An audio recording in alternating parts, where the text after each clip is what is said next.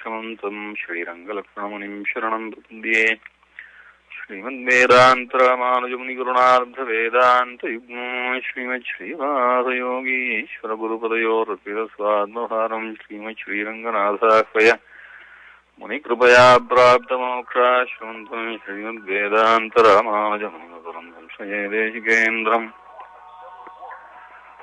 लक्ष्मीनाथसमारम्भाम् नाथयामनमध्यमाम् अस्मदाचार्यपर्यन्ताम् वन्दे गुरुपरम्पराम् देवाधिनाथकमलावृतनेशपूर्वाम् दीप्तान्तराम् वकुलभूषणनाथमुख्यैः रामानुजप्रभृतिविभूषिताग्राम् गोत्रीम् जगन्ति गुरुपङ्क्तिमहम् प्रपद्ये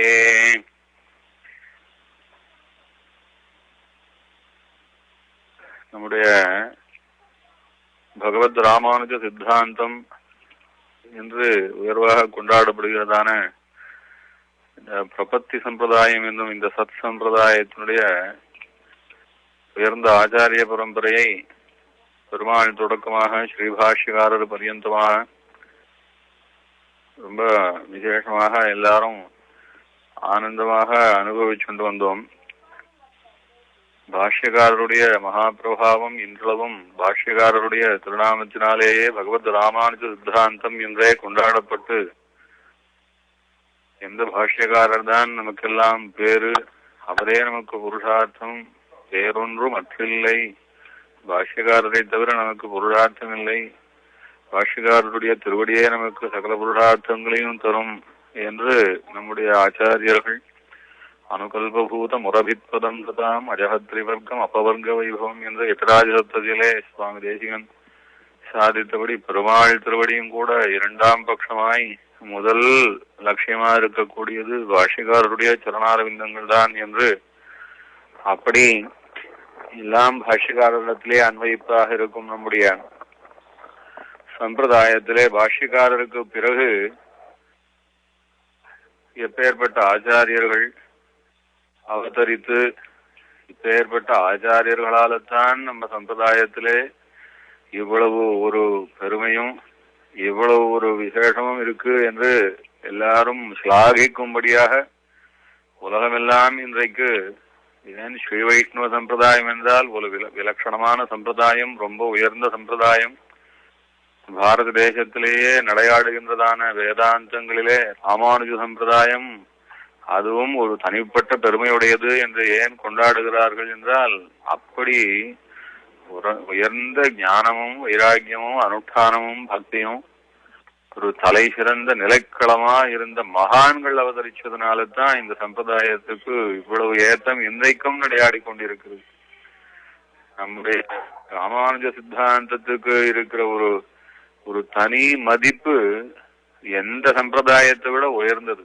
பாரத தேசத்திலே இன்றைக்கு இருக்கும் எத்தனையோ மதங்களிலே ராமானுஜ சித்தாந்தம் என்றால் அது ஒரு தனி மதிப்பு, அது ஒரு பரிசுத்தமான பெருமையை உடையது என்று எல்லாரும் ஒப்புக்கொள்ளும்படியா இன்னைக்கும் இருக்கிறது. எதனால அந்த பாஷ்யக்காரருடையதான சித்தாந்தத்தை எப்படியாக்கும் பாஷ்யக்காரர் ஒரு ஸ்ரீ வைஷ்ணவத்தை, அதுவும் பரிசுத்தமான ஸ்ரீ வைஷ்ணவத்தை, அதுவும் எப்பேற்பட்டதுன்னா பகவானுக்கு ஒரு பதிவிரத்தை போலே நாம் பகவானை தவிர வேற ஒரு விஷயத்தையும் உயர்த்தியாக, ஒரு தெய்வத்தையும் உயர்த்தியாக நினைப்பதில்லை என்ற இந்த ஒரு கொள்கையை நாம் எப்படி கடைபிடித்து பகவானுடைய சரணாரவிந்தங்கள் தான் நமக்கு உபாயம், பெருமாள் தான் நம்ம ரட்சிக்க முடியும் என்று எப்படி ஒரு பதிவிரதையானவள் எல்லாம் தனக்கு தன்னுடைய பர்த்தாதான் என்று இருப்பாளோ, எல்லாம் தனக்கு தன்னுடைய காப்பெல்லாம் பர்த்தாதான், தன்னுடைய மகிழ்ச்சி எல்லாம் தன்னுடைய கணவன் தான், தன்னுடைய நினைவெல்லாம் தன்னுடைய கணவன் தான் என்று இருப்பாளோ, அதுபோல ஒரு பரிசுத்தமான சம்பிரதாயத்தை நம்முடைய பாஷ்யக்காரர் நமக்கெல்லாம் நன்றாக காட்டி கொடுத்து, அவர் காட்டி கொடுத்தது எந்த விஷயமும் நவீனம் இல்லை, அதான் அங்க முக்கியம். அது அவர் சொல்லி கொடுத்த சித்தாந்தம் எந்த விஷயமும் ஒரு வரி கூட புதுசே கிடையாது. ஆனா பெரியவர்கள் அனுஷ்டிச்சு தாங்கள் உபதேசித்து வந்ததை பாஷ்யக்காரருடைய ஒரு திவ்ய பிரபாவம் பல்லாயிரம் பேர்களை அவரிடத்திலே ஈர்த்து அவர் சொல்லும் உபதேசங்களை கேட்டு அவரையே எல்லாமாக உயர்ந்த ஆச்சாரியராக கொள்ளும்படியாக பண்ணித்து. அதுதான் பாஷ்யக்காரருடைய ஒரு பெருமை.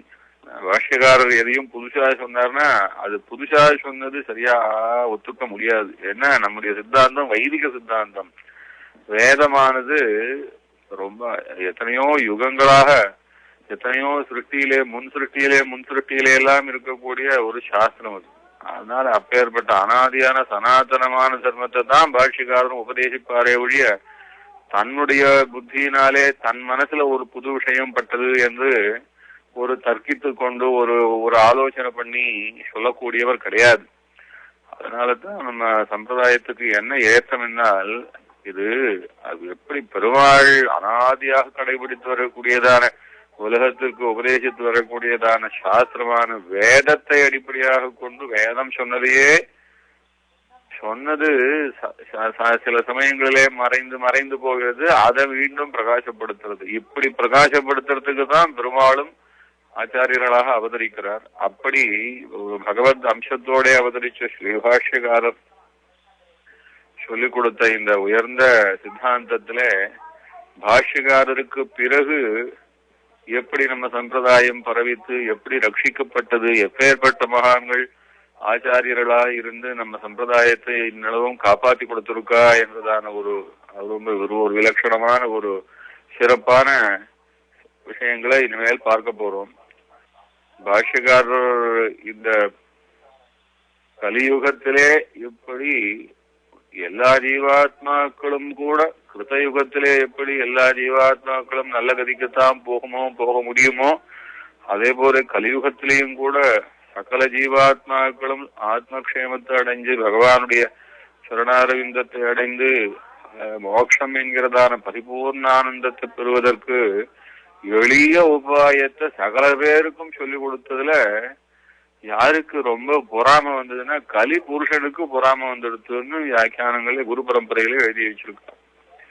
கலிபுருஷன் கலிபுருஷன் என்றால் இந்த கலியுகத்திலே ஜனங்களுக்கு எடுத்தே அவ ஏற்கனவே பண்ணியிருக்கிற பாபத்துக்கு உண்டானதான கெட்ட புத்திய கொடுத்து மேலும் கெடுத்து கொண்டு இருந்து அதனாலே சந்தோஷப்பட்டு கொண்டு தன்னுடைய ராஜ்யத்தை நடத்திட்டு இருப்பான் கலிபுருஷன் என்பது ஒரு கலியுக தர்மமாக சொல்லப்பட்டிருக்கிறது. கலியுக தர்மம்னு சொன்னா அது ஏதோ தர்மம் நல்ல விஷயம்னு சில பேர் நினைச்சுப்பா. இதெல்லாம் கலி தர்மம் சார், கலியுக தர்மம் சார் அப்படின்னு பேசுவா. கலியுக தர்மம்னா கலியுகத்திலே இதுதான் தர்மம்னு அர்த்தமோ இல்ல கலியுகம் தர்மம் இது ரொம்ப வசத்தின்னு அர்த்தமோ கிடையாது. கலியுக தர்மம்னா இது கலியுகத்தினுடைய ஒரு பண்புன்னு அர்த்தம், அது கலியுகத்தினுடைய குணம்னு அர்த்தம். அது கலிபுருஷனானவன் கெடுக்கிறதுக்குன்னே ஏற்பட்டிருக்கிறதான யுக புருஷனானபடினாலே இதுல ஒரு ஜீவாத்மாவையும் அவன் இங்க சம்சாரத்திலிருந்து தப்ப விட மாட்டான். இது இப்படியே தான் போக போறது. இன்னும் கலியானது முத்த இன்னும் இதை விட மோசமாத்தான் போக போறது. இவர் சாதிக்கும் போது பாகவதத்திலே அவர் சொன்னார் கலிபுருஷனுடைய சுவாவம் எப்படி இருக்கும்னா கலி என்பது முத்தி போனா எப்படி இருக்கும்னா முக்கியமா யாரும் சிவன் நாராயணன்னு அப்படி தெய்வம்னு நினைக்கிற நினைப்பு கூட போயிடும்னாரு. ஸ்வாஹா ஸ்வதா வஷடிதிஸ்ம கிரோனயத்ர சாஸ்திரா பவிஷ்யதி கலேர் பகவான் யுகாந்தே என்பதாக தெய்வங்களை ஆராதிக்கக்கூடிய வார்த்தையான ஸ்வாஹா சப்தமோ இல்ல பித்ருக்களை ஆராதிக்கக்கூடிய ஸ்வதா சப்தமோ இந்த மாதிரி ஒரு சப்தம் இருந்ததுன்னு கூட மறந்து போயிடும். அப்படி லோகம் ரொம்ப கமர்ஷியலா போய் எவ்வளவு கமர்ஷியலா போகும்னா அது ரொம்ப அழகா சொன்னார். கோவில் கூட மொத்தம் ஒரே ஷாப்பிங் காம்ப்ளெக்ஸா கட்டிடுவா அப்படின்னாரு. எங்க கோவில்ல கூட பெருமாளை பத்தி பேச்சு இல்லாம எந்த கோவில்ல பகவான் ஆராதிக்கிறதுக்காகவே ஏற்பட்ட கோவில் உண்டோ அந்த கோவில்ல கூட பகவானை பத்தி பேசுறதுக்கு கூட ஆள் இல்லாம அதை ஆராதிக்கிறதுக்கு கூட ஆள் இல்லாம மொத்தம் ஆஹா கிடைச்சதுரா இடம்னு சொல்லி அதுக்குள்ள கூட மொத்தம் ஒரே கடை கண்ணி வியாபாரமா போயிடுமோ அந்த மாதிரி கலியுகமானது முத்திண்டே போகும் அப்படின்னு சாதிக்கிறார். அதே போல சொல்லச்சே பிராமணாள் கூட பகவத் சரணம் இல்லாம போயிடுவா. பிராமணர் ராஜ்யம்னா யாரிடத்துல இருக்கும்னா ஆசீனத்திலே ராஜ்யம் அப்படின்னு சொன்னா அது க்ஷத்ரியாளுடைய தர்மமா. க்ஷத்ரியன் தான் ராஜ்யம் பண்ணணும், க்ஷத்ரியன் தான் எல்லா விதமான ரட்சையும் பண்ணணும். அப்படி எந்த காவலா இருந்தாலும், போலீஸ் காவலா இருந்தாலும், மிலிட்டரி காவலா இருந்தாலும், ராஜ்ய காவலா இருந்தாலும் எல்லாம் க்ஷத்ரியன் தான் நிர்வகிக்கணும் அப்படின்ற சட்டம் போய் யாரு மொத்தம் உலகம் பூரா யார் ராஜ்யம் பண்ணிட்டு இருப்பா அப்படின்னு சொன்னான்னா இந்த பிராமண கஷத்திரிய வைசிய சூத்ராளுக்கும் கீழ்பட்டதான ஜாதியை சேர்ந்தவாதான் மொத்த அதிகாரத்தையும் கடைபிடிச்சுண்டு தன் கையில வச்சுண்டு அப்படி எப்போ இப்படி கோவில்லையும் பகவானுடைய ஸ்மரணமத்து போய் மொத்தம் கடகண்ணி வியாபாரமா போயிடுவோம்.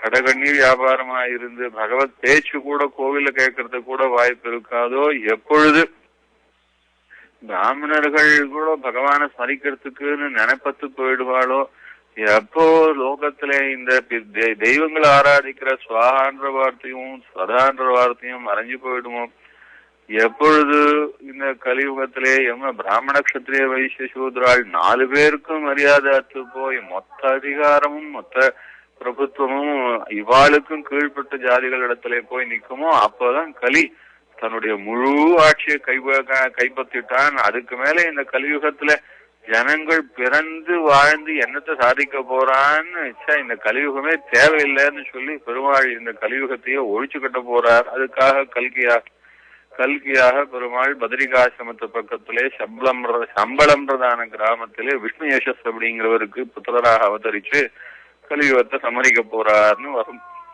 எதுக்காகன்னா இப்படி கலியானது இப்போ இப்படியே வளர்ந்துட்டே போகும். அதுல இப்பொழுது 5100 லட்சம் வருஷம் ஆயிருக்குன்னா 4,32,000 வருஷம் மொத்தம் கலியுகம்னு சொல்லியிருக்கா. அதனால இப்ப நாம் எல்லாம் கலியுகத்தினுடைய ஆரம்பத்தில் இருக்கோம். பகவானை பத்தி பேசுறோம். சத்விஷயங்கள்லாம் இன்னும் இருக்கு. வேதம் நன்னா நடையாடின்னு இருக்கு. ஆச்சாரியாலாம் அனுகிரகம் பண்ணிட்டு இருக்கா. இன்னும் பாரத தேசத்துல எத்தனையோ சத் சங்கங்கள்லாம் ஏற்பட்டு இருக்கு. இதே போல எங்கும் பகவன் நாம சங்கீர்த்தனம் இப்படி லோகம் பூரா சத்விஷயங்கள் நிறைய நடந்துட்டு இருக்கிறது. இதுவே இப்ப நாம கலியுகம் ரொம்ப முத்தி போச்சு. தர்மம் எல்லாம் அழிஞ்சுட்டே வருது. காப்பாத்துறவா இல்ல, கடைபிடிக்கிறவா இல்ல, சொல்லித்தரவா இல்ல என்றெல்லாம் நான் இப்போ ரொம்ப புறப்பட்டுக்கும்படியா இருக்கு. ஆனா இதுவே இப்போ நன்னாதான் இருக்குன்னு சொல்லணும். ஏன் இப்படி நன்னா இருக்குன்னா பகவான் இன்னும் நல்ல ஆச்சாரியால் அப்பப்ப அவதாரம் பண்ணி வச்சுட்டு இருக்கான். அதுல ஸ்ரீபாஷ்யக்காரர் என்கிற ஒரு பேர்பட்ட ஒரு சாட்சாத் சர்வேஸ்வரனையும் விட ஒரு உயர்ந்த ஆச்சாரியன் என்று சொல்லும்படியாக அவதரிச்ச ஸ்ரீபாஷ்யக்காரர் அவரை கலி புருஷன் ரொம்ப கோவிச்சுண்டானாம் அவர்கிட்ட போய் என்பதா சொல்லுவா. வியாக்கியானத்துல எழுதியிருக்கா. கலிபுருஷன் பாஷ்யக்காரரிடத்திலே அந்திம திசையிலே போனான். போய் எல்லாம் என்னுடைய ராஜ்யமா இருக்க, எல்லாம் உம்ம ராஜ்யமா மாத்தி வச்சிருக்கீரு அப்படின்னு கோவிச்சுண்டானாம். என்ன பண்றேன் பாரும் அப்படின்னு கருவினானாம். அதுக்கு பாஷ்யக்காரர் கலிபுருஷனை பார்த்து சொன்னாராம், இது என்ன, இது என்னுடைய சித்தாந்தமா, இது திருவரங்கனுடைய சித்தாந்தம். இது அவன் நடத்திட்டு போறான். மேற்கொண்டு நடத்த வேண்டியதும் அவனுடைய பாரம். இதுல எனக்கு ஒரு அன்வயம் இல்லையே என்பதாக கலிபுருஷனை பார்த்து சாதிச்சார் பாஷ்யக்காரர் என்று வியாக்கியானத்திலே எழுதி வச்சிருக்கான். எதுக்காக அப்படி இது கலிபுருஷனே பொறாமப்படும்படியாக பாஷ்யக்காரர் 1000 வருஷத்துக்கு முன்னாடி ஸ்ரீ வைஷ்ணவத்தை அப்படி எல்லாரும் அந்த ஸ்ரீ வைஷ்ணவத்தம்னா அந்த பகவானுக்கு சேஷபூதாள். நாம் இந்த ஆத்மாவானது பகவானுடைய திருப்திக்காகவே வாழ வேண்டியது, வேற ஒரு புருஷார்த்தத்துக்கும் இல்லை, லௌகிகமான எந்த ஆசைக்கும் வாழவில்லை என்று அநேகமாயிரம் பேர்களை அப்படி எப்படி பக்குவமாக அந்த ஸ்ரீ வைஷ்ணவ ஆத்மாக்களை அப்படி பக்குவமாக பாஷ்யக்காரர் உருவாக்கி அவர் ராஜ்யம் நடத்தி சாம்ராஜ்யம் வைஷ்ணவ சாம்ராஜ்யத்தை ஏற்படுத்தியிருந்தார். அப்ப ஏற்பட்ட அந்த சாம்ராஜ்யத்துக்கு அடுத்த உயர்ந்த ஆச்சாரியராக திருக்குறுகை பிரான் பிள்ளானை காட்டி கொடுத்திருந்தார் என்று சென்ற வாரம் பார்த்தோம். திருக்குறுகை பிரான் பிள்ளான் ஸ்ரீபாஷ்யக்காரருடைய அம்மான் மாமா பெரிய திருமலை நம்பிகள் அவருடைய 2வது திருக்குமாரராக அவதரிச்சு பாஷ்யக்காரர் எப்படி ஒரு உயர்ந்த ஞானியோ எப்பேற்பட்ட உயர்ந்த பக்தரோ அப்படியே அவரும் உயர்ந்த ஞானியாய் உயர்ந்த பக்தராய் அதுவும் அவதரிச்சதிலிருந்தே எப்படி நம்மாழ்வார் பகவத் விஷயமாகவே தான் எல்லாம் சிந்தனை பண்ணுவாரோ அந்த மாதிரி குருவி பிரான் பிள்ளாரும் எல்லாம் பகவத் விஷயமாகவே நினைச்சிருந்திருந்து பாஷ்யக்காரரை பத்தி கேள்விப்பட்ட பிறகு சிறு குழந்தையா இருக்கச்சேவே எப்பவும் பாஷ்யக்காரரை பத்தியே பேசி பாஷ்யக்காரர் என்ன பண்ணிட்டு இருக்கார், எங்க இருக்கார், என்னென்னலாம் சொல்றார், யார் யாரோடலாம் பேசுறார், தகவல் வறட்சியெல்லாம் எப்படி ருக்மிணியானவள் தன்னுடைய பிதாவுடைய கிரகத்துல இருக்கச்சு கண்ணனை பத்தி யார் என்ன சொல்ல போறா, யார் கேட்பா, யார் பேசுவார்னு கண்ணனையே நினைச்சு கண்ணன் சமாச்சாரம் வரதையே ஆசையா கேட்டு அதையே எப்படி பராமரிச்சு, அது போல இவரும் பாஷ்யகாரிடத்திலே பக்தியா இருக்கிறத கண்டு அவருடைய திருத்தோப்பனார் பெரிய திருமலை நம்பிகள் பாஷ்யகார ஒரு சமயம் திருமலை கேள்ன போது இந்த பிள்ளையை இந்த உம பிள்ளையாவே கொடுத்துட்டேன் என்று அவரிடத்திலே கொடுத்து அனுப்பிச்சுட்டார். அவரோடையே வந்துட்டார். பாஷ்யகாரருடைய அவரிடமே இருந்து அவர் திருவடியிலேயே சகலார்த்தங்களையும் கிரகிச்சு அப்படி பாஷ்யகாரருக்கு ஒரு ஞான புத்திரராக பாஷ்யகாரரே சுவீகரிச்சு கொண்டாடும்படியாக எழுதியிருந்தார். ராமானுஜ சித்தாந்தமானது ராமானுஜரிய மடம் முக்கியமாக எல்லாம் குருகைப்பிரான் பிள்ளானுடையதான திருவாக்குக்கு அடிபணிந்து நடந்து கொண்டிருந்தது. அவருடைய நிர்வாகத்துலதான் இருந்தது ராமானுஜ மடம் என்று சொல்லுவார். அப்படி பாஷ்யக்காரருக்கு ரொம்ப அந்தரங்கமாக இருந்து பாஷ்யக்காரர் எப்படி வியாக்கியானம் பண்ணணும்னு ஆசைப்பட்டார் திருவாய்மொழிக்கு, அதே போல பாஷ்யக்காரரே தம் திருவாக்கினாலே சாதிச்சா போல இருக்குமதான அத்தியுதமான ஆறாயிரப்படி என்னும் பகவத் விஷயம் என்னும் கொண்டாடும்படியாக பாஷ்யக்காரரே திருவாய்மொழிக்கு இவர் சாதிச்ச வியாக்கியானத்துக்கு பகவத் விஷயம்னு பேர் வச்சு அப்படி கொண்டாடும்படியாக வியாக்கியானத்தையும் சமர்ப்பிச்சார். இதுதான் நம்ம சம்பிரதாயத்துக்கு முதல்ல மணிப்பிரவாள வியாக்கியானம்னு சொல்றது. மணிப்பிரவாளம்னு சொன்னா இப்ப மணி என்றால் ரத்னம், பிரவாளம்னா பவழம். எப்படி அந்த ரத்தனத்தையும் பவழத்தையும் கோத்து மாலையா செஞ்சா எப்படி ஒரு நன்னா இருக்குமோ அது மாதிரி சம்ஸ்கிருதத்தையும் தமிழையும் கோத்து இப்படி ஒரு உயர்ந்த கிரந்தமாக சாதிச்ச முதல் கிரந்தம், எழுத்திலே வந்த முதல் கிரந்தம் நம் சம்பிரதாயத்திலே மணிப்பிரவாள கிரந்தம். இந்த பகவத் விஷயம் என்று சொல்ல முடியாத ஆறாயிரப்படிதான் நாம் நம்முடையதான கிரந்த சதுஷ்டயம் என்று கொண்டாடுவோம். கிரந்த சதுஷ்டயம்னா இது அவசியம் ஆச்சாரியரிடத்திலே காலக்ஷேபம் பண்ண வேணும், அவசியமாக கட்டாயம் காலக்ஷேபம் பண்ண வேணும் என்று பெரியவர்கள் 4 கிரந்தங்களை முக்கியமாக காட்டி கொடுத்திருக்கா.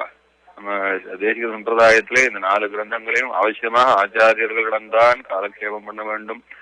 எல்லா புத்தகத்தையும் ஆச்சாரியால்கிட்ட வாசிக்க முடியலன்னாலும் இந்த அவசியமாக 4 கிரந்தங்களை வாசிக்கணும். இது வாசிச்சுட்டா இதுவே அடிப்படையாக இதிலேயே அநேகமாக தெரிந்து கொள்ள வேண்டிய சமஸ்தார்த்தங்களும் இதிலேயே வந்துடுத்துன்னா இதை அடிப்படையா வச்சுண்டு மற்ற கிரந்தங்களை ஆச்சாரியால்கிட்ட நாமே வாசிச்சாலும் இல்ல நாமே சொந்தமாக வாசிச்சாலும் அது நெறி தப்பாது.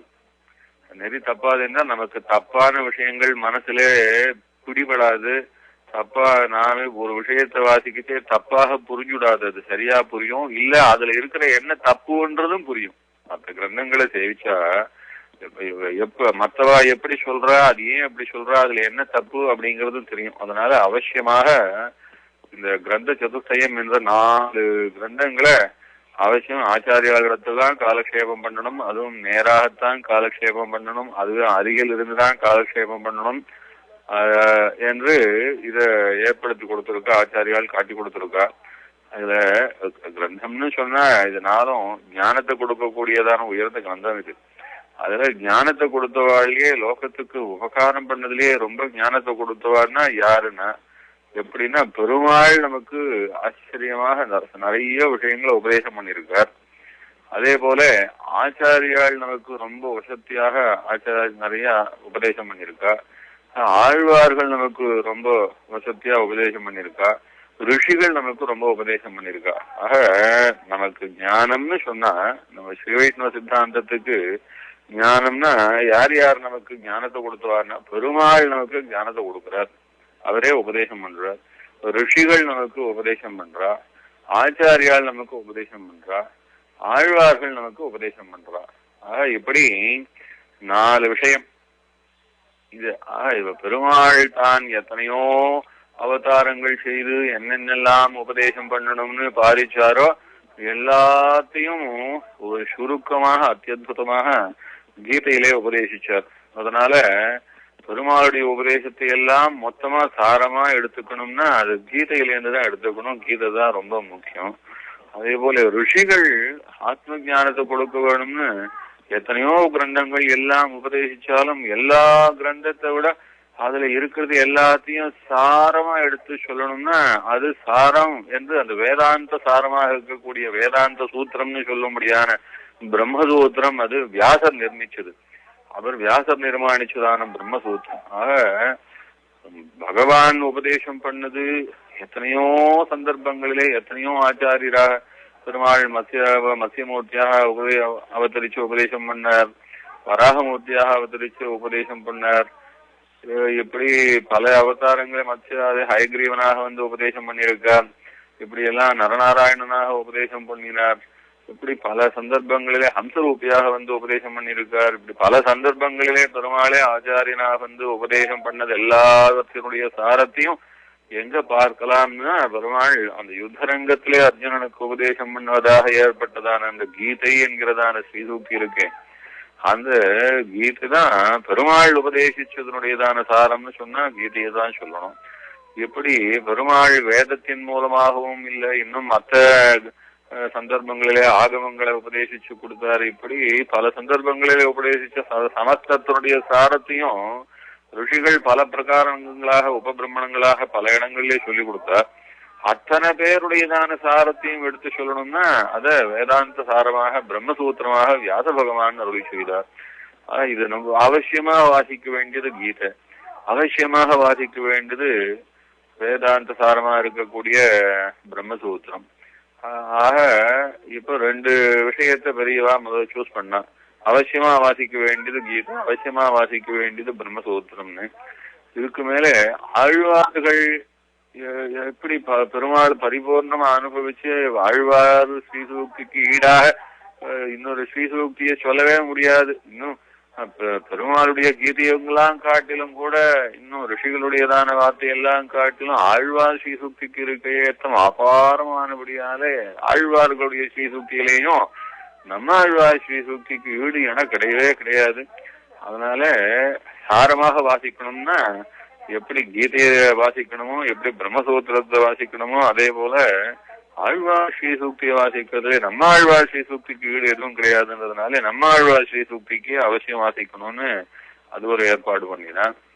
எதுவா இருந்தாலும் எத்தனை கிரந்தம் வாசிச்சாலும் எவ்வளவு தான் புகுந்து புறப்பட்டாலும் ஆச்சாரியாளுடையதான சுருக்கமாக இவ்வளவு தான் நீ தெரிஞ்சு கொள்ளணும், இது தெரிஞ்சுட்டா போதும், இதுக்கு மேல தெரிஞ்சுக்கிறதுலாம் இதனுடைய விஸ்தாரமா தான் இருக்கும். இதனுடைய விரிவை தெரிஞ்சுக்கிறதுக்கு சக்தி இருக்கோ, ஞானம் இருக்கோ, காலம் இருக்கோ, இன்னும் என்னென்ன உபதிரவங்கள்லாம் வருமோ எல்லாம் இருக்கட்டும், முக்கியமாக இதை தெரிஞ்சுக்கோ என்று நம்ம ஆச்சாரிய ஸ்ரீசூக்திகளிலே அவசியமா தெரிஞ்சு கொள்ள வேண்டியது எதுன்னா சர்வ ஆச்சாரியாளுடைய ஸ்ரீசூக்திக்கும் சாரமாக சுவாமி நிகமாந்த மகாதேசிகன் அருளி செய்ததான அத்தியுதமான ரொம்ப உயர்ந்ததான சாட்சாத் பரபிரம்மே இந்த புத்தகம் தான் என்று சொல்லும்படியாக இருக்கக்கூடிய ஸ்ரீமத் ரகசிய திரேசாரத்தை ஆச்சாரிய ஸ்ரீசூக்திக்கெல்லாம் சாரமாக காட்டினான். இப்படி 4 கிரந்தங்களை ஒருத்தர் வாசிக்கிறதுக்கு சாரம்னா வைஷ்ணவ சம்பிரதாயத்துல நம்ம சம்பிரதாயத்துல இதுதான் அவசியம்னு காட்டி கொடுத்தா. அதுல நாம இப்ப முதல்ல பார்த்த கீதை இருக்கோ இல்லையோ, அந்த பெருமாளுடைய ஸ்ரீசூக்தியான கீதை இருக்கு. அந்த பெருமாளுடைய ஸ்ரீசூக்தியான கீதைக்கு அர்த்தம் சொல்றதுக்கு எத்தனையோ நூற்றுக்கணக்கான மகான்கள் வியாக்கியானம் பண்ணியிருக்காங்க. பாரத தேசத்துல கீதைக்கு தான் வியாக்கியானமே ரொம்ப அதிகம்.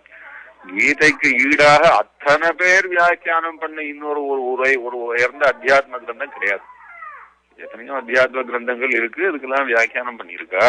ஆனா இருந்தாலும் கீதைக்கு எவ்வளவு பேர் அத்தியாத்ம கிரந்த நிர்மாதாக வியாக்கியானம் பண்ணியிருக்காளோ அப்படி மற்றதுக்கு கிடையாது. அப்படி ஒரு நூற்றுக்கணக்கான பேர் வியாக்கியானம் பண்ணியிருக்கா. கீதா பாஷ்யத்திலே சுவாமி நிகமாந்த மகாதேசிகன் கீதா தாத்பரிய சந்திரிகை வியாக்கியானத்துல அவர் ரெஃபர் பண்ணச்சவே ஏகப்பட்ட பேர் அதை ரெஃபர் பண்றோம். இத்தனை பேர் கீதைக்கு வியாக்கியானம் பண்ணியிருக்காளோ அப்படின்னு பிரமிக்க முடியாது இருக்கு. அது பெரியவா சொல்லுவா, சுவாமி நிகமாந்த மகாதேசிகன் காலத்திலேயே சுவாமி நிகமாந்த மகாதேசிகன் கட்டாட்சிச்சு ரெஃபர் பண்ணி பராமரிசிச்சு வியாக்கியானம் பண்ண போது அவர் பராமரிசிச்சதே 90 வியாக்கியானங்களுக்கு மேலே தேசிகன் பராமரிசிச்சுதான் கீதா பாஷ்யத்துக்கு தாத்பரிய சந்திரிகை வியாக்கியானம் எழுதினார் அப்படின்னு பெரியவா சொல்றது உண்டு. அப்படி அவ்வளவு வியாக்கியானங்கள் இருந்தாலும் அது நிறைய வியாக்கியானம் படிக்க படிக்க குழம்புதான் குழம்பும். பெருமாள் என்ன திருவிழப்பட்டார் அதுதானே முக்கியம். பெருமாள் அவாவாளுடைய மனசுக்கு பிடிச்ச வேதாந்தத்தை கீதையில புகுத்தினான். அதனால பெருமாள் என்ன திருவுள்ளப்பட்டார் என்று அதை வியாக்கியானம் பண்ணதிலே பாஷ்யகார ஸ்ரீசுக்தி மாதிரி கிடையாது. அது பாஷ்யகார ஸ்ரீசுக்தி மாதிரி கீதைக்கு ஒரு வியாக்கியானம் செய்ய முடியாது. எவ்வளவு பொருத்தமானது, என்ன ரத்னமான வியாக்கியானம் அப்படின்றத சுவாமி நிகமானந்த மகாதேசன் என்ன விஸ்தாரமான வியாக்கியானம் தாத்பரிய சந்திரிகையில சாதிக்கிறார். அதை வாசிச்சாதான் தெரியும்.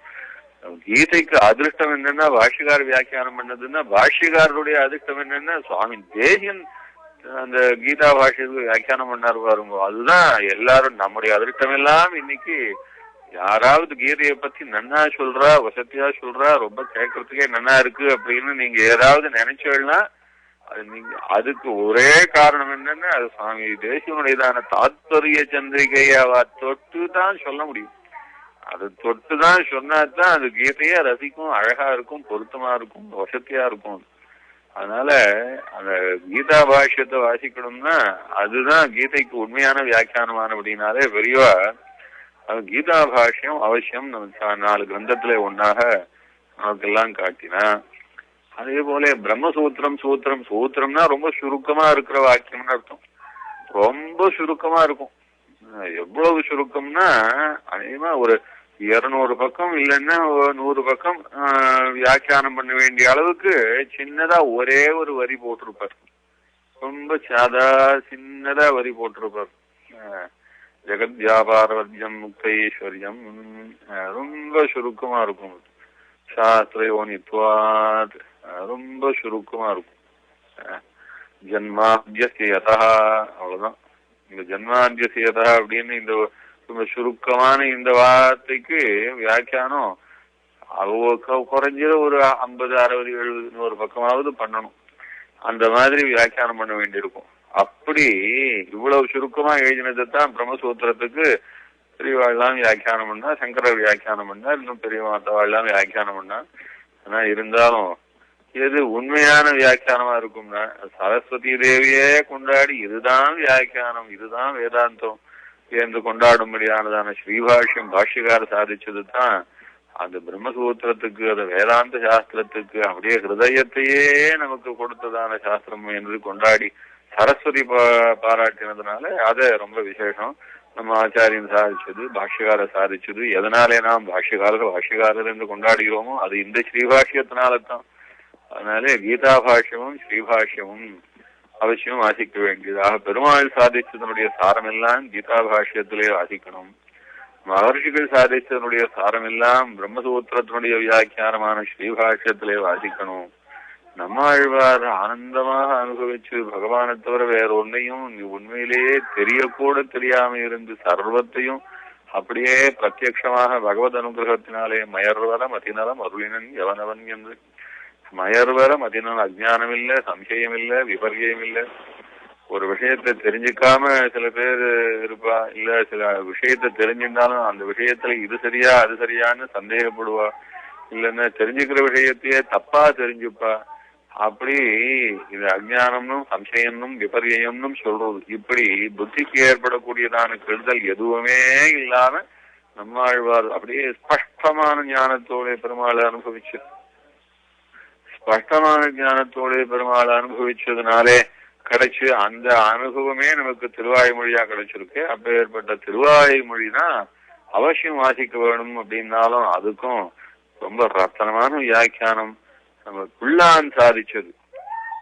பிள்ளான் என்று இப்ப எந்த ஆச்சாரியரை பத்தி எடுத்துட்டு இருக்கோமோ அந்த திருக்குறள் பிள்ளான் சாதிச்சது பகவத் விஷயமாக பேர் வச்சு, எல்லாம் பகவத் விஷயமா இருந்தாலும் இதுக்கு பகவத் விஷயம்னு பேர் வச்சாவிட்டு மற்றதுக்கெல்லாம் பகவத் விஷயம்னு பேர் வைக்க முடியாதுன்னு சொல்ற அளவுக்கு அவ்வளவு வசதியா திருவாழ்மொழியுடையதான சாரத்தை எடுத்து கொடுக்கறது. அதையும் அவசியம் வாசிக்கணும்னு இத ஒரு கிரந்தமாக கிரந்த சதுஷ்டயத்திலே காட்டி கொடுத்தா. அடுத்ததாக எப்படி இப்போ நாம் கேட்டதுல பெருமாள் சாதிச்சது கீத சாரம், மகர்ஷிகள் சாதிச்சது சாரம் வேதாந்த சாரமான பிரம்மசூத்திரம், ஆழ்வார்கள் சாதிச்சதுலயே ஆழ்வார்களுக்கெல்லாம் தலைவராக ஆழ்வார்களுடைய ஒரு சமுதாயம் எல்லாம் ஒரு திருமேனியாக பாவிச்சிருந்தோம்னா அதுல எல்லாத்துக்கும் தலைவராக அங்கியாக சொல்லக்கூடியவர் யாருன்னா நம்மாழ்வார் தான். நம்மாழ்வார் ரிஷி சுக்தியே வசந்ததாக அதுலயே பிரதானமாக கூடிய திருவாய்மொழியானபடினாலே அது திருவாய்மொழியினுடைய வியாக்கியானம் என்று அத ஒரு கிரந்தமா வச்சிருந்த ஆச்சாரியாள். அதுக்கு மேல ஆச்சாரியாள் சாதிச்சது அத்தனை பேரும் பெருமாள் தொடக்கமாக சர்வ ஆச்சாரியர்களும் சாதிச்சதான சமஸ்த வேதாந்த சாஸ்திரங்களையும் ஒரே கிரந்தமாக ஒரே இடத்துல அவசியம் ஒரு ஜீவாத்மா அந்த ரகசிய சாஸ்திரத்தை பத்தி தெரிஞ்சுக்கணும்னு சொன்னான்னா அதி ரகசியமான சாஸ்திரமான இந்த ரகசிய திரயம் இருக்கு. இந்த ரகசிய திரயத்தை அவசியமா தெரிஞ்சுக்கணும்னா அது சுவாமி நிகமானந்த மகாதேசனுடைய ரகசிய திரயசாரத்தை வாசிச்சாதான். அதனால அதை ஒரு சாஸ்திரமா வச்சா. இப்படி 4 கிரந்தங்களை நம்ம ஆச்சாரியாள் நமக்கு எல்லாம் அவசியமாக காலக்ஷேப கிரந்தங்களா வச்சு இதை வாசிச்சா மற்ற கிரந்தங்கள் எது வாசிச்சாலும் தப்பி போகாது, தப்பான விஷயத்தை கிரகிச்சுக்காது. அவ சொல்ற விஷயங்களையும் என்ன தப்புன்னு அப்படி நல்லா ஸ்பஷ்டமா தெரியும். அதனால இதுதான் வெளிச்சம் மாதிரி. இந்த வெளிச்சத்தை வச்சுட்டுதான் இருட்டுல சஞ்சரிக்கணும் என்று சொல்ல முடியாது. அப்படி இந்த 4 கிரந்தத்தை பெரியவாள் நமக்கு காட்டி கொடுத்ததுல இப்ப முக்கியமாக பிள்ளான் என்னும் குருகைப்பிரான் பிள்ளான் என்னும் சொல்ல முடியாத பாஷ்யக்காரருடைய ஞானபுத்திரனாக பாஷ்யக்காரருடைய திருவடியாக சொல்லப்பட்ட இந்த ஆச்சாரியர் சாதிச்சதான பகவத் விஷயம் நம்முடைய ஆச்சாரிய பரம்பரையிலே நமக்கு இப்ப கிரந்த சதுஷ்டயத்திலே இதுவும் ஒன்றாக காலக்ஷேப கிரந்தமாக வந்திருக்கு. இந்த பிள்ளானுடைய மகாத்மியம் எப்படி பாஷ்யக்கார் திருவுள்ளத்தையே அனுசரிச்சு சதா எழுந்தருள் இருந்ததுனாலே சமஸ்த முதலிகளும் பாஷ்யக்காரருடைய சிஷ்யர்கள் அத்தனை பேரும் பாஷ்யக்காரருக்கு பிறகு இவரையே பிரதான ஆச்சாரியராக கொண்டிருந்தார்கள். பாஷ்யக்காரர் திருநாட்டுக்கு எழுந்தருளும்படியான ஒரு சரம தசை. அந்த சரம தசையிலே எல்லாரும் கலங்கி போயிருக்கா. எப்படி ஆக போகிறதோ இனிமேல் இப்பேற்பட்ட ஆச்சாரியர் திருநாட்டுக்கு எழுந்தருளா சங்கல்பிச்சுட்டாரே என்று 120வது திருநக்ஷத்திரம் ரொம்ப தளர்ந்த திருமேனி எம்பெருமானிடத்திலே திருவரங்கனிடத்திலே விடை பெற்றுக் கொண்டு விட்டாச்சு. எம்பெருமானம் பெரிய வீடு வந்து சேரும் என்று பாஷ்யக்காரருக்கு நியமிச்சாச்சு. பாஷ்யக்கார் சரம திருமேனி பயணிச்சுருக்கார். அப்பதான் முதல்கள் எல்லாரும் வந்து என் செய்ய போகிறோம் அப்படின்னு கலங்கின சமயத்திலே பாஷ்யக்காரர் என்ன உபதேசம் பண்ணார் என்கிறது தான் அப்பொழுது அவர் சாதிச்சுதான விஷயங்களிலே 8 விஷயங்களை தான் அந்த 10 விஷயங்களாக முன்ன சொன்னோம். ஒரு 2 வாரம் முன்னாடி பாஷ்யக்காரர் நமக்கு உபதேசிச்சுதான 10 விஷயங்கள் என்றதுல அப்போ பாஷ்யக்காரர் சாதிச்ச 8 விஷயங்கள் கடைசியிலே உபதேசிச்சது உண்டே. அந்த 8 விஷயங்களை சுவாமி நிகமானந்த ஆதேசம் சாஸ்திர நியமன அதிகாரத்திலே எடுத்து காட்டியிருக்கார். அந்த விஷயத்தை தான் சொன்னோம். அந்த சமயத்திலே பாஷ்யக்காரர் பிள்ளான அருகிலே அழைத்து பிள்ளானுடைய மடியிலே தன்னுடைய திருமுடியை சாத்திண்டாராம். கிடாம்பி ஆச்சானை அழைத்து கிடாம்பி ஆச்சானுடைய மடியிலே தன்னுடைய திருவடிகளை சாத்தினாராம். ஆளவந்தாருடையதான திருவடி நிலைகளை நினைச்சுண்டாராம். பெரிய நம்பிகளுடைய திருவடிகளின் நிலையை நினைச்சுண்டாராம். அதே தியானத்தோட பாஷ்யக்காரர் 120 வருஷம் வைஷ்ணவ சம்பிரதாயத்தை அப்படி மகோன்னதமாக நிவர்த்தி மகா சாம்ராஜ்யமாக உருவாக்கி சமஸ்த ஸ்ரீ வைஷ்ணவர்களையும் அந்த சேஷத்துவ ஞானத்தை பரிபூர்ணமாக தாங்கள் அனுபவிக்கும்படியாக எப்பவுமே அதே சிந்தனையோடு இருக்கும்படியாக பண்ணி ஆச்சரியமாக இந்த சம்பிரதாயத்துக்கு உயர்ந்த ஆச்சாரியர்களாக சிம்மங்கள் என்று சொல்லும்படியாக உண்மையாகவே சிம்மங்கள் என்று சொல்லும்படியானதான உத்தமமான மகாஜானிகளான ஆச்சாரியர்களை 74 சிம்ஹாசனாதிபதிகளாக காட்டி கொடுத்து பாரத தேசமெல்லாம் இந்த ஸ்ரீ வைஷ்ணவ சம்பிரதாயம் மேலும் மேலும் அப்படி குறையாம நடையாட வேணும் என்று அனுகிரகிச்சு என்று இப்படி நிலைநாட்டி வைத்து பெருமாளுமே வியந்து பாராட்டி இந்த விபூதியெல்லாம் நித்திய விபூதியெல்லாம் எல்லாம் இவருடையதே என்று கொடுத்து விட்டு அப்படி உடையவர் என்றாக்கி அப்படி பாராட்டப்பட்டதான ஸ்ரீபாஷ்யக்காரர் தன்னுடைய சிஷ்ய வர்க்கங்களையும் சம்பிரதாயத்தையும் எல்லாரையும் அனுகிரகிச்சுட்டு திருநாட்டுக்கு எழுந்துள்ளி விட்டார். அப்படியே திடீர்னு ஒரு சம்பிரதாயத்துக்கு பெரிய ஒரு சூன்ய நிலைமை ஏற்பட்டா போல. ஆனா இருந்தாலும் எல்லாரும் மனசெல்லாம் திருவள்ளம் தேறி முதல்கள் எல்லாரும் பாஷ்யக்காரர் கொடுத்திருந்த ஏற்கனவே உத்தரவு பிரகாரம் பிள்ளானை முன்னிட்டு கொண்டு சரம கைங்கரியங்கள் எல்லாம் நடத்தினாலாம். பாஷ்யக்காரருடைய திருமேனியை பிரதிஷ்டை பண்ணி பெருமாளை ஆராதிக்கிறா போலே பாஷ்யக்காரரையும் ஆராதிக்க வேணும் என்று சிஷ்யர்கள் எல்லாம் ஆசைப்பட்டார். ஏற்கனவே பாஷ்யக்காரர் 3 விக்கிரகங்களை ஏற்கனவே அனுகிரகிச்சிருந்தார். அதுல அது ரொம்ப வசதியாக அப்படியே பாஷ்யக்காரரே இன்னொரு அவதாரமாக தேவ சாதிக்கிறாரோ என்று சொல்ல முடியாத ஆச்சரியமான அர்ச்சா விக்கிரகத்தை பாஷ்யக்காரரிடமிருந்து பெற்றுக்கொண்டு முதலையாண்டான் அதை ரட்சிச்சு அதை எழுந்துருளை பண்ணி கொண்டு வந்து ஸ்ரீபெரும்பூரிலே பிரதிஷ்டை பண்ணி இன்னைக்கும் நம்ம நன்றாக அந்த பாஷ்யக்காரர் நேரே சேவிக்கிறா போலே அப்படியே பெருமாளுடைய காம்பீரியம் எல்லாம் அதையும் மிஞ்சி இருக்கும்படியான ஒரு காம்பீரியத்தோடைய ஆச்சாரியன் என்றால் இப்படித்தான் எழுந்துருள் இருக்க வேண்டும் என்று நினைச்ச மாத்திரத்தினாலேயே சந்தோஷப்படும்படியாக ரொம்ப உயர்ந்த சேவையோட ஸ்ரீபெரும்பூரிலே எழுந்துருள் இருக்கார். பாஷ்யக்காரருடைய அந்தரங்க கைங்கரியபரராய் பாஷ்யக்காரர் திருநாட்டுக்கு எழுந்துருளும் போது கூட அவருடைய திருவடி எவருக்கு கிடைச்சதோ அந்த கிடாம்பி ஆச்சான் அவர் பாஷ்யக்காரரிடமிருந்து பெற்றுக்கொண்ட அந்த அர்ச்சா விக்கிரகத்தை திருநாராயணபுரத்திலே சென்று பிரதிஷ்டை பண்ணி அங்க இருக்கிற ராமானுஜ சித்தாந்தத்தை சேர்ந்த அந்த மகான்கள் எல்லாரும் எப்படி அப்படியே ராமானுஜா என்று அன்று முதல் இன்றளவும் ராமானுஜ சித்தாந்தத்தினுடைய அந்த ராமானுஜ பக்திய பார்க்கணும்னு சொன்னா பல தேசங்களிலே அனுபவிச்சாலும் திருநாராயணபுரத்திலே சென்று அனுபவிச்சால் அது ஒரு விலட்சணமா இன்றைக்கும் இருக்கும்படியாக அது நம்முடைய ஆச்சாரியால் அப்படி அங்க காப்பாத்தினா அது அதனுடைய பிரதான முக்கிய கர்த்தா யாருன்னா கடாம்பி ஆச்சான் தான். கடாம்பி ஆச்சான் திருநாராயணபுரத்திலே சென்று மேல்கோட்டையிலே சம்பத்குமாரன் சன்னதியிலே பாஷ்யக்காரரை ஸ்தாபிச்சு பாஷ்யக்காரருக்கு விலட்சணமாக உற்சவங்கள் எல்லாம் எப்படி நடத்தும் என்று ஒரு வைகரியெல்லாம் ஏற்படுத்தி கொடுத்து இன்றைக்கும் திருநாராயணபுரத்திலே பாஷ்யக்காரர் உற்சவம் அது ஒரு விலட்சணமான உற்சவமாய் ராமானுஜ பக்தி திருநாராயணபுரத்திலே அனுபவிக்கணும். அப்படியாக்கும் கடாம்பி ஆச்சான் ராமானுஜ பக்திய அங்க பிரச்சாரம் பண்ணி வச்சார். அதே போல புல்லான் அவர் ஸ்ரீரங்கத்திலேயே எழுதியிருந்து பாஷ்யக்காரருடைய ஸ்தானத்திலேயே பிரவச்சனம் பண்ணி கொண்டு அங்கே ராமானுஜ சித்தாந்தத்துக்கு பிரதான ஆச்சாரியராக இருந்தபடினால புல்லான் ஸ்ரீரங்கத்திலே பாஷ்யக்காரருடைய திருமேனிய கோவிலையே பிரதிஷ்டை பண்ணி வச்சு திருவரங்கம் சன்னதி கோவிலையே பிரதிஷ்டை பண்ணி வச்சு அங்கே பாஷ்யக்காரருக்கு ஆராதன உற்சவங்கள் எல்லாம் ஏற்படுத்தி அங்கே பிரதான ஆச்சாரியராக வைஷ்ணவ சாம்ராஜ்யத்துக்கு அதிபதியாக எழுதியிருந்தார். அதே காஞ்சிபுரத்திலே நடாதூர் ஆழ்வான் பாஷ்யக்காரருடைய உத்தரவை பெற்றிருந்தார். ஆனா அந்த திருமேனி 3 தான் பாஷ்யக்காரர் அனுகிரகிச்சிருந்தார். பாஷ்யக்காரருடைய உத்தரவை ஏற்கனவே பெற்றிருந்தவர் பாஷ்யக்காரருடைய உத்தரவை சிரசா மேற்கொண்டு காஞ்சிபுரத்திலே வந்து எழுந்தருளி தேவப்பெருமாள் சொன்னதிலே பாஷ்யக்காரருடைய திருமேனிய பிரதிஷ்டை பண்ணி அங்கே பாஷ்யக்காரர் அவர் ஆராதிக்கும்படியாக ஏற்பாடு பண்ணினார். இப்படி பிரதானமான தேசங்களிலே ரொம்ப வசதியாக இதே போல திருமலையிலேயும் திருமலை நம்பியினுடைய குமாரர் அவர் அங்கேயும் ஒரு விக்கிரகத்தை அப்புறம் பிரதிஷ்டை பண்ணினார்.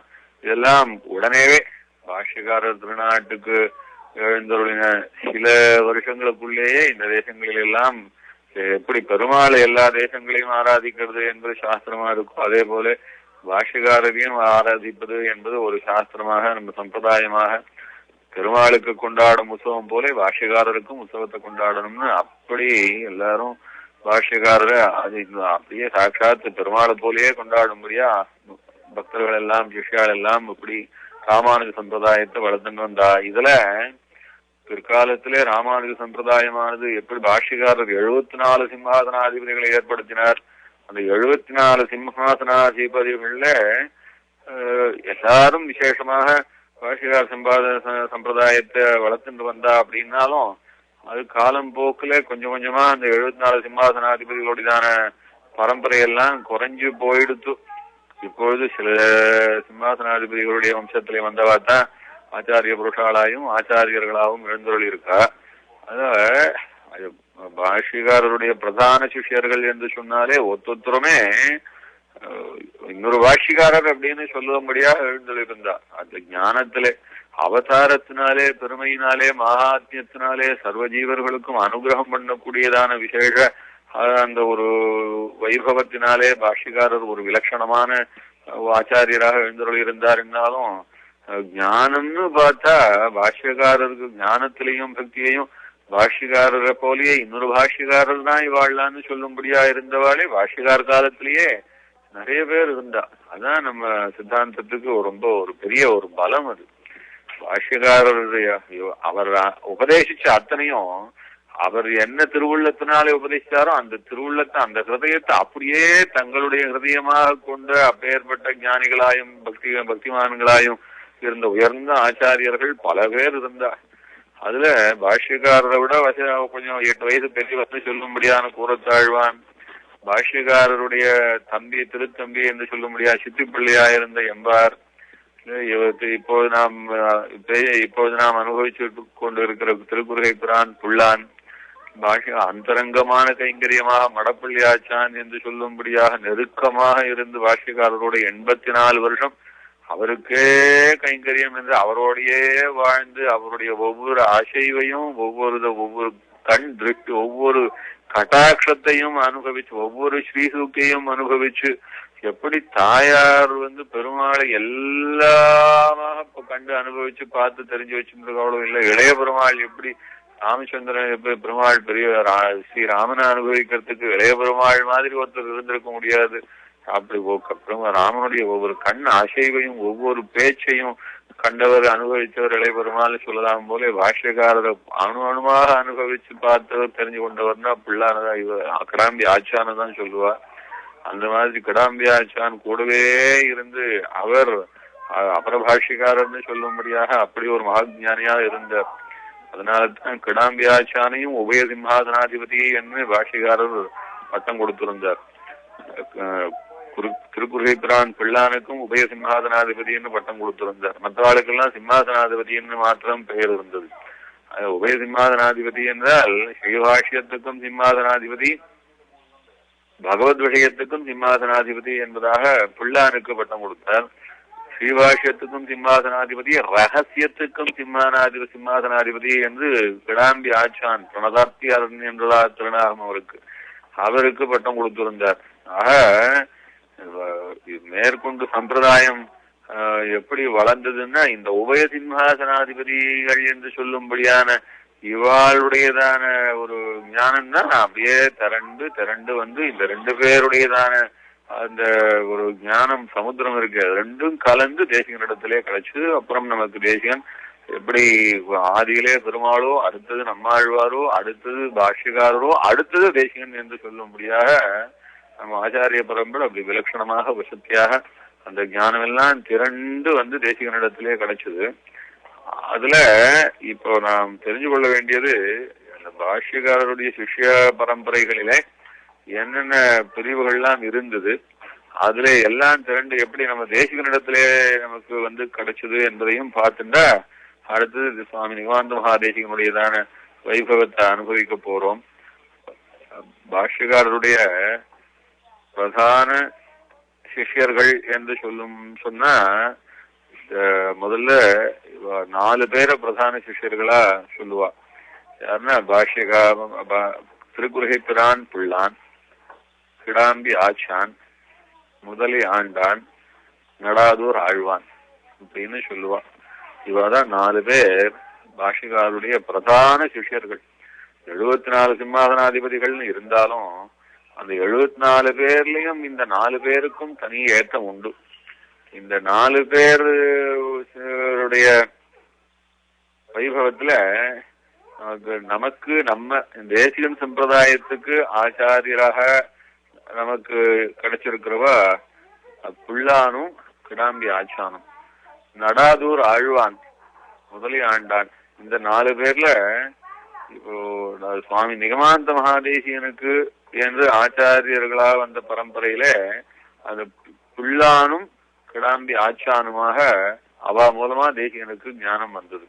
அதனால இந்த 2 சம்பிரதாயம் இந்த 2 குரு பரம்பரையை மாத்திரம் பார்த்து சுவாமி நிகமாந்த மகாதேசிகனிடத்திலே நாம் அன்வைக்க போறோம். எப்படின்னு பாருங்க. ஏன்னா புள்ளான் பாஷ்யக்காரரிடத்துல சமஸ்த விஷயங்களையும் கிரகிச்சு சிவவைஷ்ணவ சித்தாந்தத்துக்கு அப்பொழுது அதிபதியாக வெளியிருந்தார். அதே கிடாம்பி ஆச்சான் பாஷ்யக்காரரிடத்திலே சமஸ்தத்தையும் கிரகிச்சு கிடாம்பி ஆச்சான் வேதாந்த உதயனர் என்று பாஷ்யக்காரராலேயே கொண்டாடும்படியா பெரிய பட்டத்தோடு எழுந்தருள் இருந்தார். இது பாஷ்யக்காரர் தன்னுடைய சரம தசையிலே திருநாட்டுக்கு எழுந்தருளும் போது இவர்கள் 2 பேரால்தான் சித்தாந்தம் மேற்கொண்டு சுவாமி நிகமாந்த மகாநிசனத்திலே சேர்ந்து பெரிய சம்பிரதாயமாக வசந்ததாக தப்பில்லாததான பரிசுத்தமான ஸ்ரீ வைஷ்ணவ சம்பிரதாயமாக வரப்போகுது என்பதை திருவுள்ளம் பத்தி தான் அது இவா 2 பேருக்கும் விசேஷ கட்டாட்சம் பண்ணி வச்சு வந்தார். அதுல சொல்லுவா சுவாமி பாஷ்யக்காரரிடத்துல அவருடைய ரொம்ப சரம தசையிலே சில நாட்களுக்கு முன்பாக பெரியவாள்லாம் போனாலாம். இப்படி பாஷ்யக்காரர் திருமேனி தளர்ந்தாச்சு, இனிமேல் இந்த சம்பிரதாயம் என்ன ஆக போறதோ அப்படின்னு எல்லாரும் கலங்கினாலாம். அப்ப பாஷ்யக்காரர் சாதிச்சாராம், கொங்கு பிராட்டிய போய் பார்த்துட்டு வாங்கோ அப்படின்னாராம். கொங்கு பிராட்டி அப்படிங்கிறவோ அவ பாஷ்யக்காரரிடத்துல அன்வைச்ச ஒரு சிஷ்ய. அந்த பிராட்டிய பாருங்கன்னு பாஷ்யக்காரர் சாதிச்சா அப்படி என்ன விசேஷம்னு போன அவள்லாம். போன இடத்துல அந்த கொங்கு பிராட்டியானவள் இவ பார்த்து முதல்ல தலையை விரிச்சு போட்டுண்டாளாம். அவ தலையை விரிச்சு போட்டுண்டு அத அப்புறம் வார ஆரம்பிச்சா. தலையை விரிச்சு போட்டு வார ஆரம்பிச்சோ முதல்ல. அப்புறம் ஒரு ஷேப்பு கயர்னால தலையை போட்டு முதல்ல கட்டினா. அதுக்கப்புறம் திருப்பியும் கொஞ்சம் சரிப்படுத்திண்டா. அப்புறம் திருப்பியும் ஒரு வெள்ளை கயிறு எடுத்து தலையை கட்டிண்டாளாம்.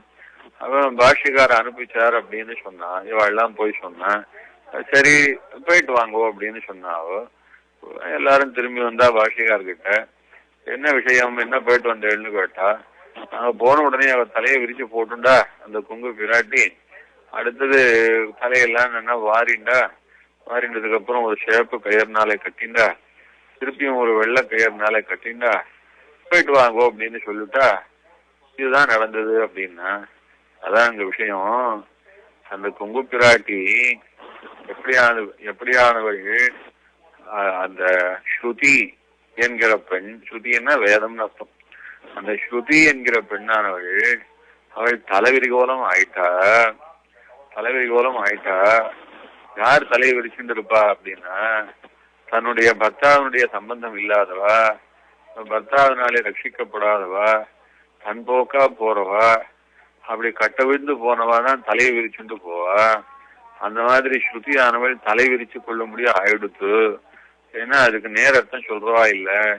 ஸ்ருதிக்கும் பெருமாள், ஸ்ருதியினுடைய பர்த்தா யாரு? பெருமாள் தான். வேதத்துக்கு நாயகன் யாரு? பெருமாள் தான். வேத நாயகனான பெருமாளுக்கும் வேதத்துக்கும் ஒரு சம்பந்தம் இல்லாதத போல வேதத்தை வியாக்கியானம் பண்ணி வச்சு கடைசியில பரதத்துவம்னா என்னன்றதையே மொத்த பேரும் மறைச்சுட்டா. அதனாலே வேதத்துக்கும் வேத நாயகனுக்கும் சம்பந்தம் இல்லாம போனதுனால ஸ்ருதியானவள் தன்னுடையதான பர்த்தாவினுடைய வசத்திலே இல்லாதவள் போல அவன் தலையை விரிச்சுட்டு இருந்துட்டா.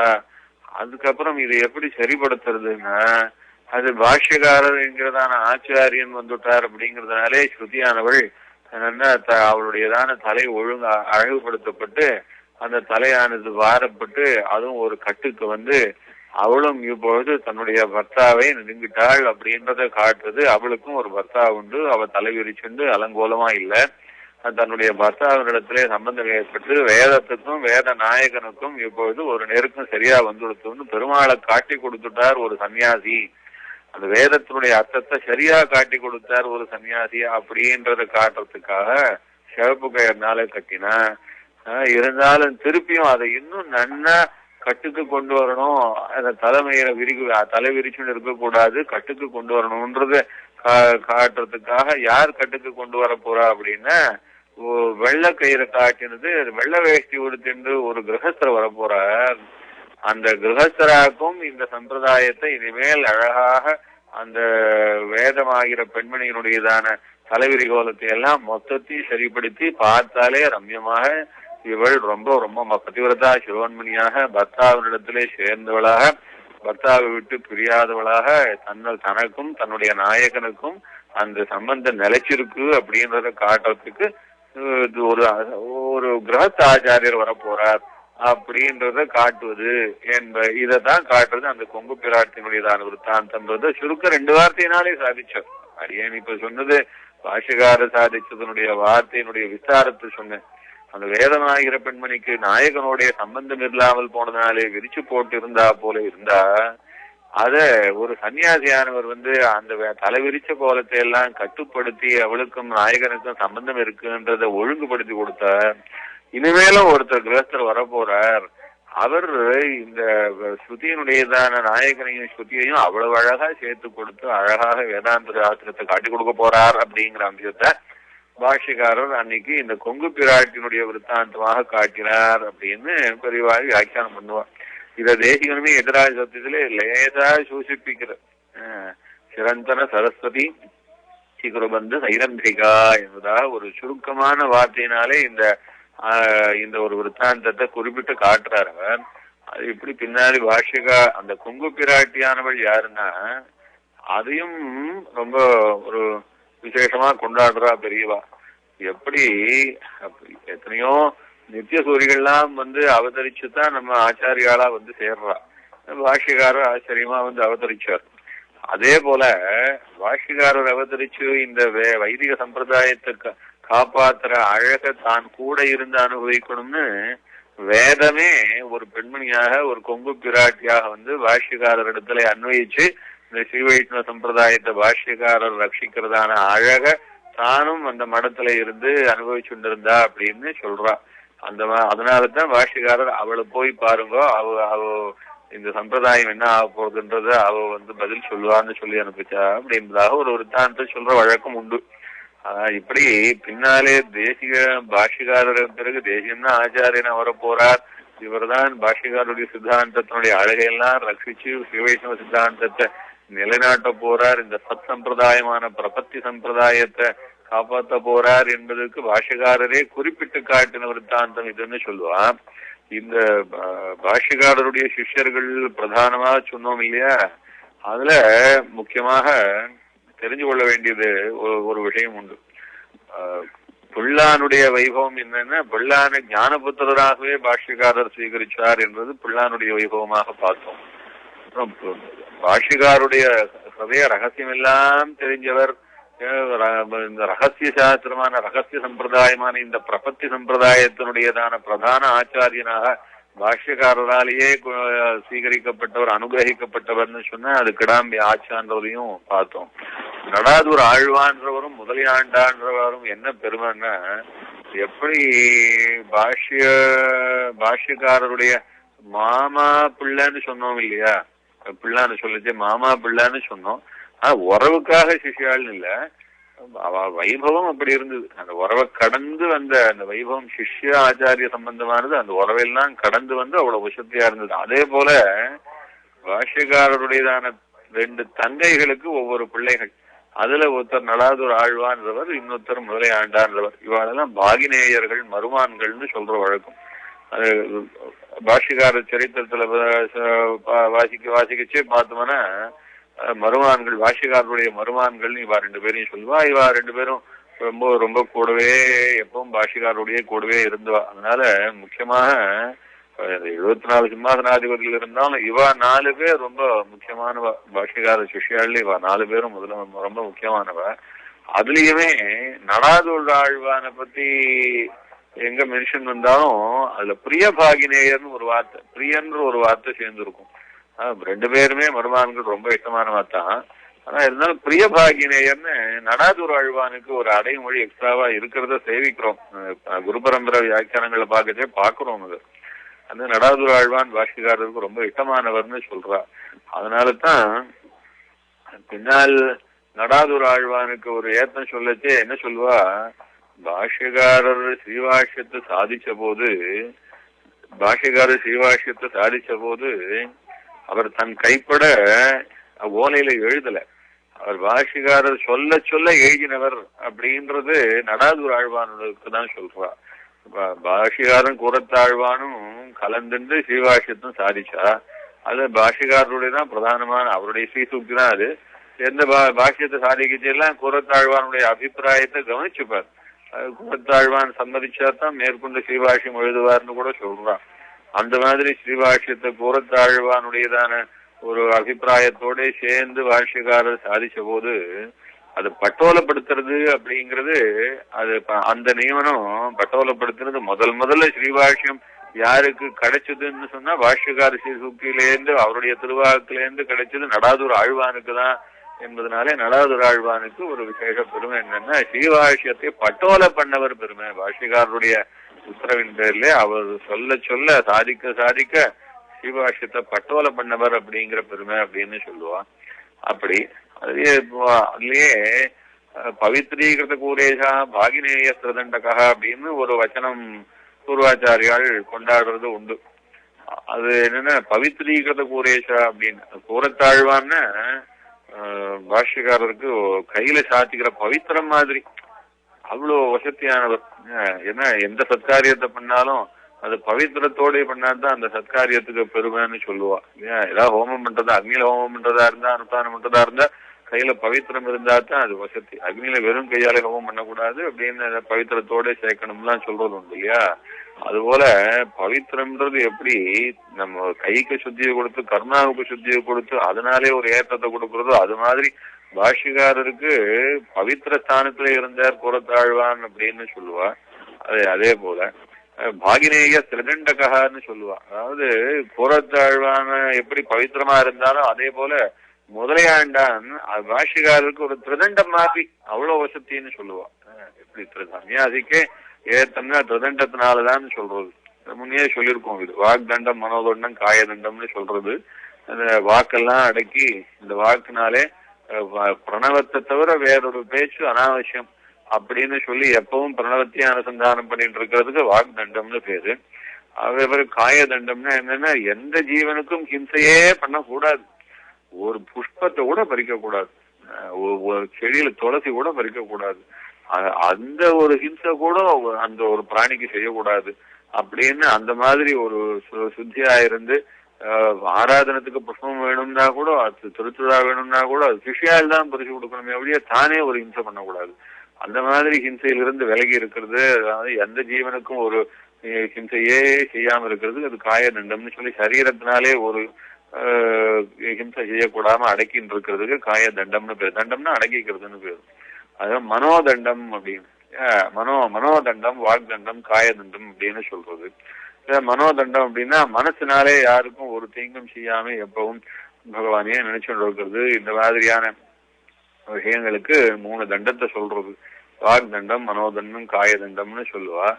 அது மாதிரி இந்த 3 தண்டமும் சேர்ந்து திரிதண்டம்னு சொல்றது. இந்த திரிதண்டம் தான் சன்னியாசிகளுக்கு ஒரு லட்சணம். அது காஷாயம் போல திரிதண்டம் ஒரு லட்சணம். உபவீதினம் உத்வபன்றவந்தம் திரிஜகத் புண்ணிய பலம் திரிதண்டஹஸ்தம்னு கூட சாதிச்சார் பாருங்க. அது மாதிரி திரிதண்டம் அந்த திரிதண்ட ஸ்தானத்துல இருந்தவர் முதலியாண்டான்னு சொல்லுவா. பெரியவாள் சொல்லுவா. பெருமாள் ஒரு சன்னியாசிய சேவிக்கிறதா இருந்தான்னா அவ திருதண்டத்தோட இருந்தா தான் அந்த சன்னியாசியை சேவிக்கணும்.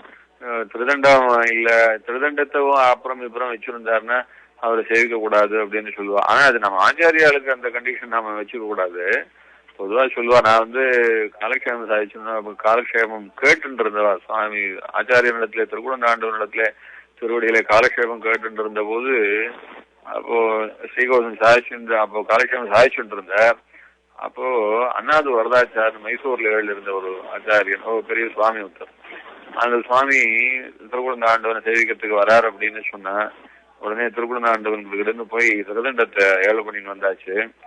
அப்புறம் அந்த சுவாமி 2 பேரும் பேசிட்டு இருந்தா நல்ல விஷயங்கள்லாம் பேசினா. அப்புறம் அந்த சுவாமி புறப்பட்டு போயாச்சு. அப்புறம் ஆண்டவன் அப்படி பரிகாசமா சாதிச்சாச்சு. திருதண்டம் இல்லாம அவள்லாம் நம்மளை சேவிக்க மாட்டா, திருதண்டம் இல்லாத சன்னியாசியை சேவிக்க கூடாதுன்னு சொல்லுவா, அவர் ஏதாவது நினைச்சுக்க போறேனே அப்படின்னு சொல்லிட்டு தான் போய் எடுத்துன்னு வந்தேன் அப்படின்னாரு. எதுக்காகன்னா இந்த ஒரு அனுஷ்டானத்துல திருதண்டம் இருந்தா தான் சன்னியாசிக்கு பெருமை. அவரை சேவிக்கணும்னா கூட திருதண்டம் இருக்கச்சே சேவிக்கிறது தான் விசேஷம் அப்படின்றது சம்பிரதாயம். அது எதுக்காகன்னா முதலையாண்டான திருதண்டமா சொன்னது எதுக்காகன்னா பாஷ்யக்காரருக்கு அவ்வளவு ரொம்ப வேண்டியவர், அவ்வளவு நெருக்கமானவர் அப்படிங்கறத காட்டுறது இந்த திருதண்டம். இப்ப சொன்ன விஷயத்தை வச்சு நம்ம ஆச்சாரியா திருதண்டத்துல கையில வச்சுக்கிறான்னு சேவிக்க கூடாதுன்னு நினைச்சுருவாங்க. ஆச்சாரியான்ற பெருமையினாலே எப்பவுமே சேவிக்க வேண்டியவாதான். பொதுவா மற்ற சன்னியாசிகளை சொல்லச்சு அந்த காலத்துலலாம் சன்னியாசிகள் 100 கணக்குல இருந்தா.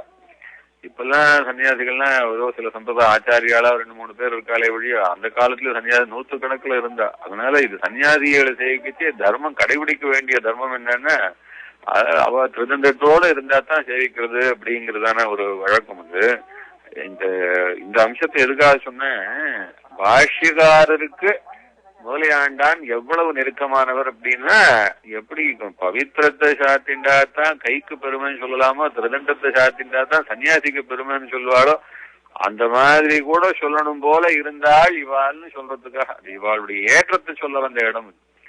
அப்படி ரொம்ப நெருக்கமானவான அர்த்தம், வேற ஒண்ணும் இல்லை. பாஷ்யக்காரரோட வசந்தவா அப்படின்னு தப்பான அர்த்தம் கிரகிச்சிடக்கூடாது. அது பாஷ்யக்காரருக்கு அவளுக்கு நெருக்கமானவா கூறத்தாழ்வானும் முதலியாண்டானும் அப்படின்னு சொல்லுவா. இதே போல இப்ப பிள்ளான ஞானபுத்திரராக நெருக்கமானவர்னு பார்த்தோம்.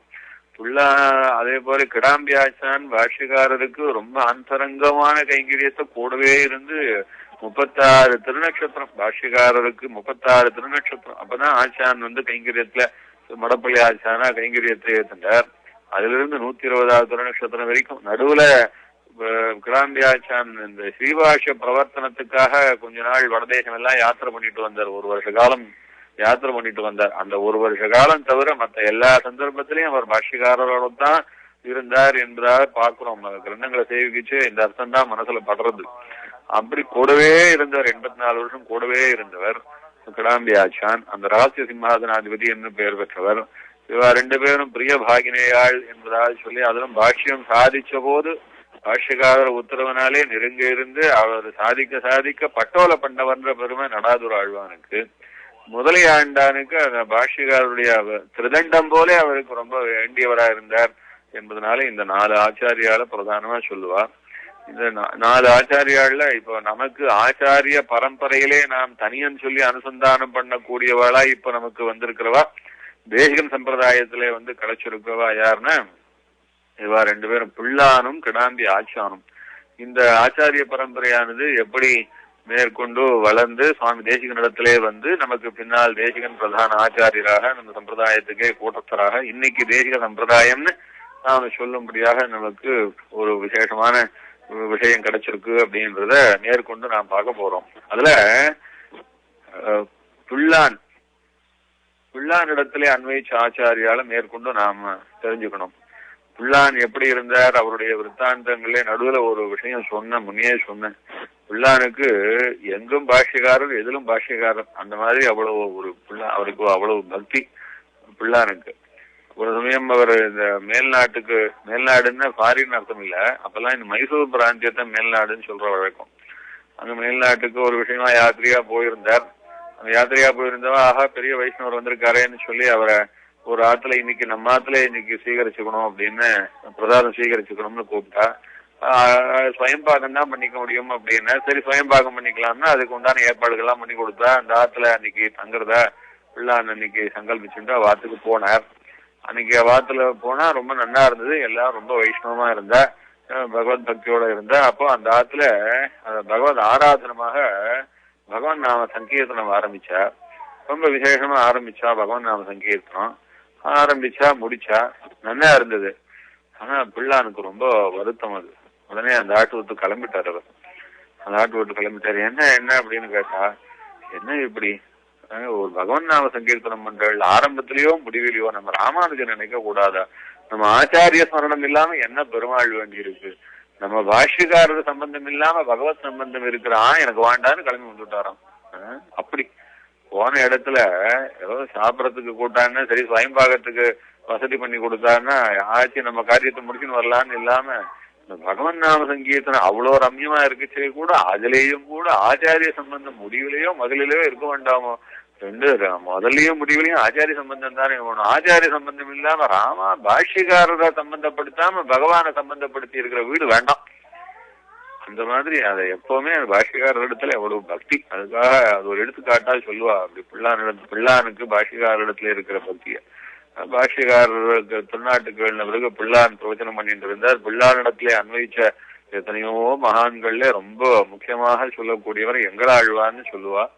எங்களாழ்வான் அவருக்கு விஷ்ணு சித்தர் என்பதாக திருநாமம். பிள்ளான பத்தி தனியன் சொல்லச்சே ரொம்ப விக்யாத்தோம இது சர்வபௌம ஜலதே சந்திரோபமத்தேனய ஸ்ரீபாஷ்யேணய தன்மயா சுவிதிதா ஸ்ரீ விஷ்ணு சித்தாதய வியாக்கியாம் பாஷ்யகிருதாக்ஞோபனிஷதாயோ திராவிடீனாம் யதாத் பூர்வம் தம் குருகேஸ்வரம் குருவரம் காருண்யபூர்ணம் பஜே என்பதாக ஒரு தனியன் சொல்ற வழக்கம். அதுல எப்படி ஒரு சமுத்திரமானது அப்படியே பொங்கினா எதை பார்த்து சந்தோஷப்படும்னா அது சந்திரனை பார்த்துதான் சந்தோஷப்படும். அதுபோல பாஷ்யக்காரர் கூட சந்தோஷப்படும்படியான ஒரு பாஷ்யக்காரராகிற சமுத்திரம் சந்தோஷப்படணும்னா அது பிள்ளான பார்த்து சந்தோஷப்படுறா போல ஆகாது.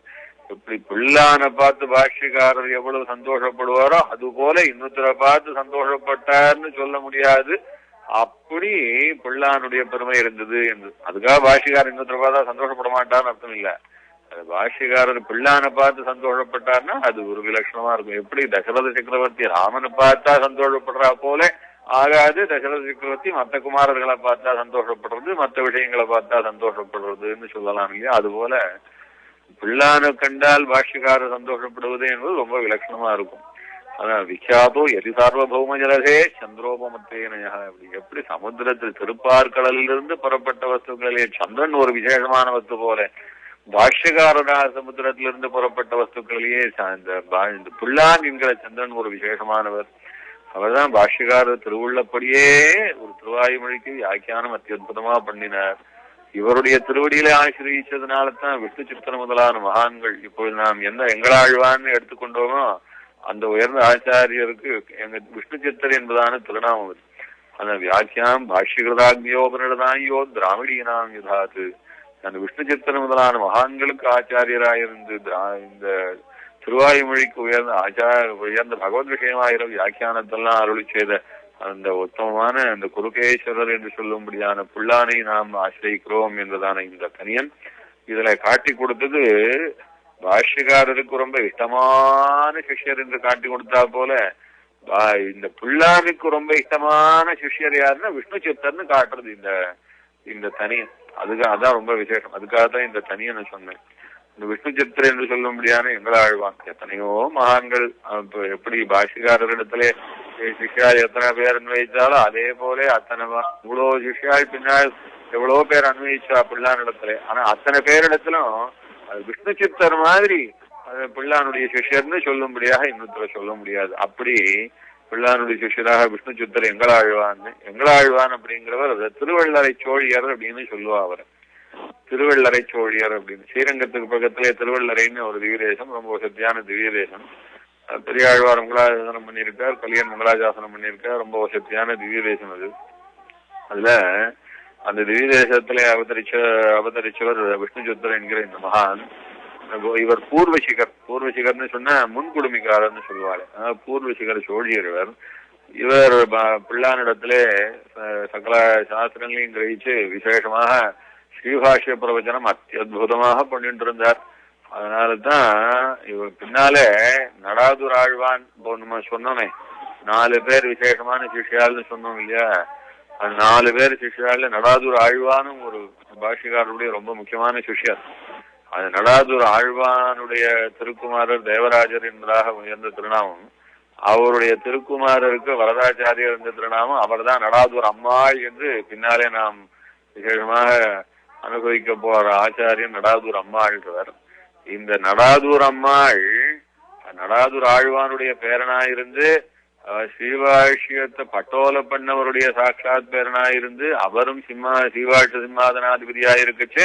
அந்த நடாதுர் ஆழ்வானுடைய திருத்தொகுப்பினார் தேவராஜர் நடாதுர் ஆழ்வான தன்னிடத்திலே வாசிக்கிறத விட இந்த பிள்ளை இந்த நடாதுர் அம்மாள் என்று சொல்லும்படியான இந்த வரதாச்சாரியர் இருக்காரு, இவரை யாரிடத்திலே போய் வாசிக்க அனுப்பிச்சார் அப்படின்னா எங்களாழ்வானிடத்திலே போய் காலக்ஷேபம் பண்ண அனுப்பிச்சார்.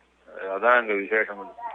என்னன்னா அந்த எங்களாழ்வானிடத்திலே ஸ்ரீபாஷ்யம் காலக்ஷேபம் பண்ணினால போல ஆகாது இன்னொருத்தர்கிட்ட காலக்ஷேபம் பண்ணினா. அப்படி இருந்தேன் எங்களாழ்வான். அதான் அங்க விசேஷம். எங்களாழ்வான் பாஷ்யக்காரரையுமே அவர் சேவிச்சிருக்கார் என்பதாகத்தான் பார்க்கிறோம். சரித்திரங்களை பார்க்கச்சே அவர் பாஷ்யக்காரரையும் சேவிச்சிருக்கார். பிள்ளானிடத்திலே சிஷ்யராக இருந்து ஸ்ரீபாஷ்யம் காலக்ஷேபம் பண்ணியிருக்கார். ஸ்ரீபாஷ்ய பிரவச்சன சாஸ்திர பிரவச்சனங்கள்ல பிள்ளானிடத்திலே போல கேட்கணும்னா அது எங்களாழ்வானிடத்திலே கேட்கணும்னு சொல்லுவா. இப்ப இந்த பிள்ளானிடத்திலே கேட்கிற அந்த பாஷ்யத்தினுடைய பெருமை என்ன, இல்ல எங்களாழ்வானிடத்திலே பாஷ்யத்தை அன்வயிச்சு ஸ்ரீபாஷ்ய காலக்ஷேபம் பண்ணவாளுடைய அப்படி என்ன அர்த்த விசேஷம் எல்லாம் கேட்டிருக்கா என்ற எல்லா பெருமையும் நமக்கு எப்ப மனசுல படுறது புரியறதுன்னா அந்த பிள்ளானிடத்துல எங்களாழ்வான் கேட்டு, எங்களாழ்வானிடத்துல நடாதூர் அம்மாள் கேட்டு, நடாதூர் அம்மாளிடத்திலே ஸ்ருத பிரகாசிகாச்சாரியர் கேட்டு, ஸ்ருத பிரகாசிகாச்சாரியர் அப்படியே கேட்டதை எழுதுறோம்னு சொல்லி நடாதூர் அம்மாளிடத்திலே ஸ்ரீபாஷ்யத்தை கேட்டதை எழுதி வச்ச ஸ்ருத பிரகாசிக சேவிக்கச்சேதான் தெரியுது ஸ்ரீபாஷ்யம்ன்றது எப்பேற்பட்ட கிரந்தமாகும். அந்த ஸ்ரீபாஷ்யத்தை பாஷ்யக்கார் எப்படி சாதிச்சிருக்கார், எழுத்து வடிவிலே சாதிச்சதுன்னு சொல்லும் போது கொஞ்சம் தான் சாதிக்க முடியும். அதுவும் பாஷ்யக்காரர் எப்பவும் சுருக்கமா தான் சாதிப்பார். எழுத்துல சாதிக்கிட்டே சுருக்கமா சாதிப்பார். அந்த சுருக்கமா சாதிச்சது பாஷ்யத்தை விவரணம் பண்ணும் போது பாஷ்யக்காரர் எப்படியெல்லாம் விவரணம் பண்ணி சாதிச்சு என்ன அத்தியுதமா வேதாந்தத்தை சொல்லிக் கொடுத்துருக்காருன்றத பாஷ்யக்காரரிடத்திலே புள்ளான் கேட்டு, பிள்ளானிடத்திலே எங்களாழ்வான் கேட்டு, எங்களாழ்வானிடத்திலே நடாதுரம்மாள் கேட்டு, நடாதுரம்மாளிடத்திலே ஸ்ருத பிரகாசிகாச்சாரியர் கேட்டு, அந்த ஸ்ருத பிரகாசிக வியாக்கியானத்தை சேவிக்கச்சேதான் தெரிகிறது பாஷ்யம்னா எப்பேற்பட்ட ரத்தனமான கிரந்தம்னு தெரியும். அதுக்காகத்தான் இந்த பரம்பரையினுடைய ஏற்றத்தை சொல்றதுக்காக தான் இந்த பரம்பரையை எடுத்துட்டு இப்போ ஆச்சாரியால் காட்டி கொடுத்துருக்கா. அதுல அந்த எங்களாழ்வானிடத்திலே காலக்ஷேபம் கேட்டாத்தான் ஸ்ரீபாஷ்யத்து அப்படியே பாஷ்யக்காரரிடத்திலே பிள்ளாரிடத்திலே கேட்டா போல இருக்கும்னு அந்த ஆச்சாரியாளிடத்திலே அனுப்பிச்சு வச்சார். நடாதூர் ஆழ்வானுடைய பேரனாயிருந்தும் நடாதுரம்மாள், அவர் நடாதுரம்மாள் தன்னுடைய திருத்தோப்பனார்கிட்ட காலக்ஷேபம் பண்ணாம எங்களாழ்வானிடத்திலே வந்து காலக்ஷேபம் பண்ணும்படியா இருந்தது. இப்படி அனுப்பிச்சு வச்சவர் நடாதூர் அம்மாளுடைய திருத்தோப்பனார் தான், அவர் தேவராஜாச்சார் தான் அனுப்பிச்சு வச்சார். அவர் அனுப்பிச்சு வச்சே காரணம், எனக்கும் வயசாகி போச்சு, இந்த பையனும் என்ன இருந்தாலும் அந்த அப்பான்ற ஒரு செல்லத்தோட இருக்கான், எங்களாழ்வானிடத்திலே போய் காலக்ஷேபம் பண்ணா போலே ஆகாது இவனுக்கு, அதனால இந்த பிள்ளைய அங்கதான் அனுப்பணும்னு சொல்லி ஸ்ரீவாட்சி சிம்மாசனாதிபதியா இருந்தும் அவர் எங்களாழ்வானிடத்திலே நடாதுர் அம்மாள் என்று பின்னாலே உயர்ந்த ஆச்சாரியரான அந்த வரதாச்சாரியரை எங்களாழ்வானிடத்திலே அனுப்பிச்சார் அப்படின்னு காலக்ஷேபத்துக்கு அனுப்பிச்சார் என்பதை இது மேற்கொண்ட விஷயங்கள் எல்லாம் அடுத்த வாரம் சேவிச்சுக்கலாம்.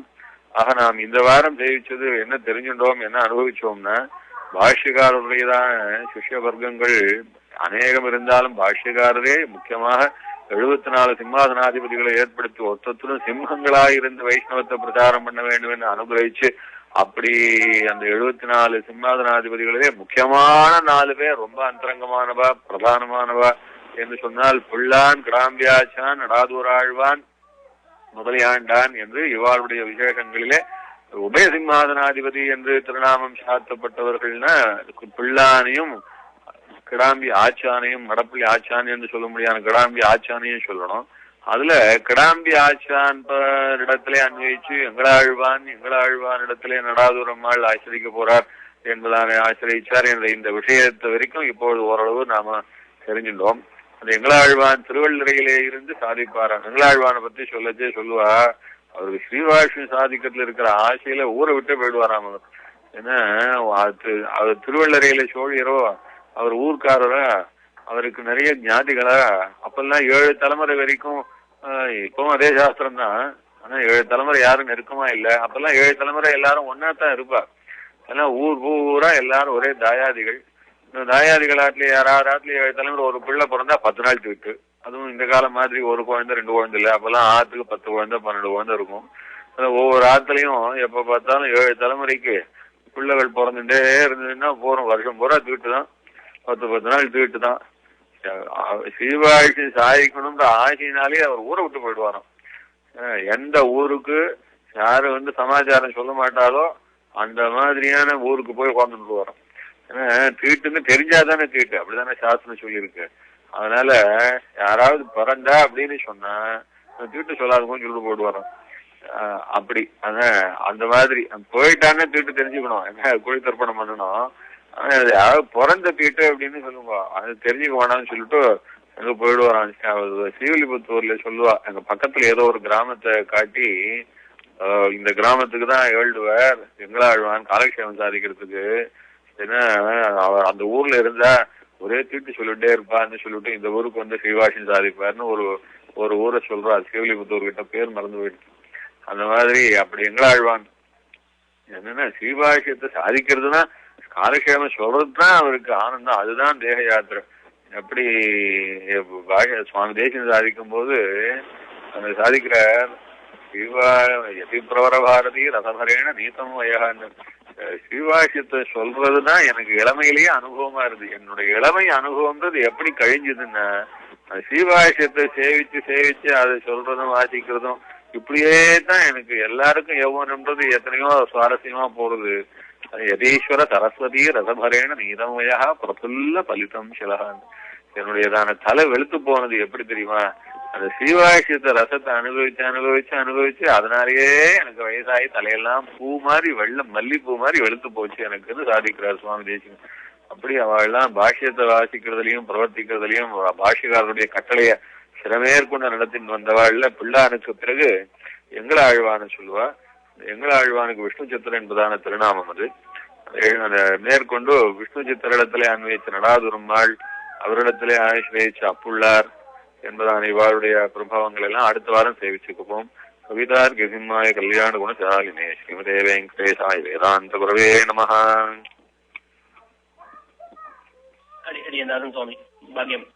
ஸ்ரீராம் முடிஞ்சிருச்சு. ஓகே.